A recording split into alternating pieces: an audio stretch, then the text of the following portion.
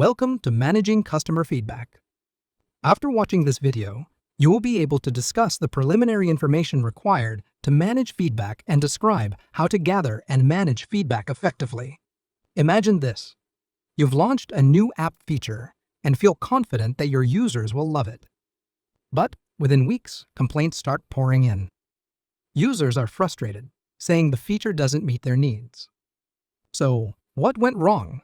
The missing piece was clear communication and actionable feedback. Managing customer feedback helps bridge the gap between your customers and users and the development team. Done right, it ensures your product aligns with customer needs and delivers real value. To begin managing customer feedback effectively, the product owner must identify what type of feedback is required, who will be impacted by the feedback, and why the feedback is critical. What type of feedback is required? Feedback generally falls into one of the four categories. Usability feedback focuses on whether customers find the product intuitive. Feature-specific feedback evaluates whether specific features deliver the intended value. The general sentiment gives insight into how customers feel about the product overall. Feedback on pain points reveals what challenges customers are experiencing with the product. Next, product owners must identify who will be impacted by this feedback. These stakeholders can be grouped into three broad categories. The primary users or individuals are those who directly interact with the product. Key stakeholders include businesses or individuals who benefit indirectly, such as managers or investors. Finally, support teams comprising frontline staff who handle recurring customer complaints offer valuable perspectives. It is also essential to understand why this feedback is critical. Customer feedback allows product owners to align the product roadmap with customer priorities. They can ensure prioritization is based on logical dependencies and value. It helps validate assumptions about feature usefulness, avoiding risks that may become issues and derail a project. Addressing customer concerns builds trust and strengthens relationships with stakeholders. Now, let's explore a process for gathering and managing customer feedback. The first step is to define your objectives. Clear goals are crucial to the product owner as they state what they aim to learn from the feedback. For example, understand why 20% of customers abandon their carts at checkout. The next step is to choose the appropriate feedback methods. Surveys can provide quantitative insights into customer satisfaction. Interviews offer a deeper understanding of user behavior and challenges. Analytics help you corroborate or challenge subjective feedback with behavioral data.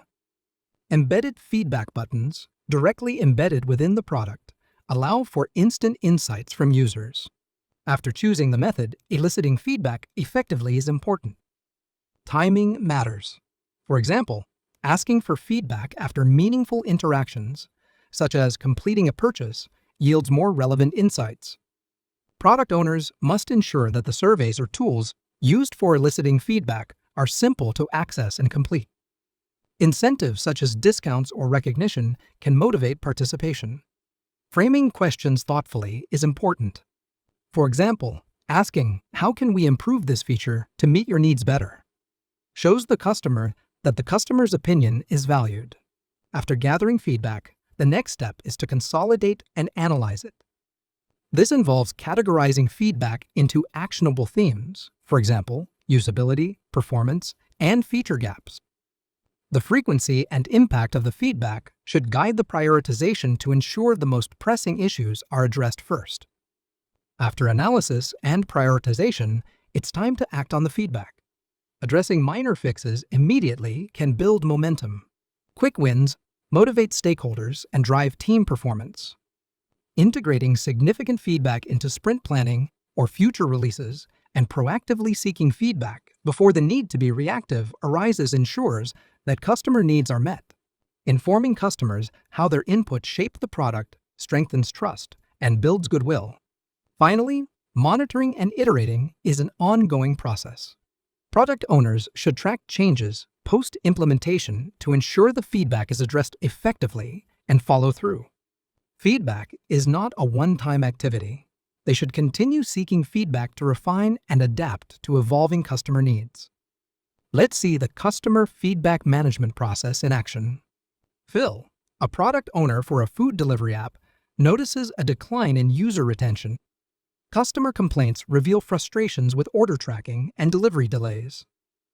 To address this, Phil first determines the root cause of user dissatisfaction with order tracking. Phil establishes a measurable goal: reduce customer complaints by 20% over a 6-month period. Next, he combines app-embedded feedback buttons and targeted customer interviews. He implements focus groups with key customer segments. Phil then conducts user surveys post-delivery and incentivizes participation with discount coupons. The survey questions focus on user experience during the tracking process. He documents the findings of the focus group and rewards customers for their participation. After analyzing the feedback, Phil discovers 3 major issues.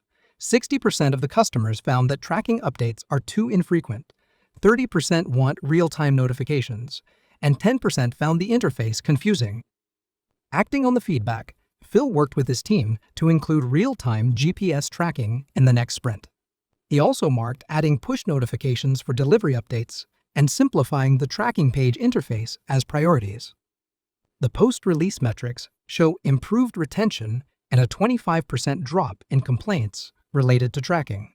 A follow-up survey confirms enhanced satisfaction.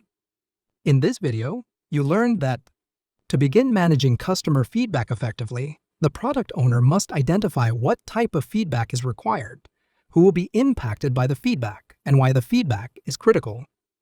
The process of gathering and managing feedback involves the following steps. Step 1. Define objectives. Step 2. Choose the appropriate feedback methods. Step 3. Elicit feedback effectively. Step 4. Consolidate and analyze feedback. Step 5.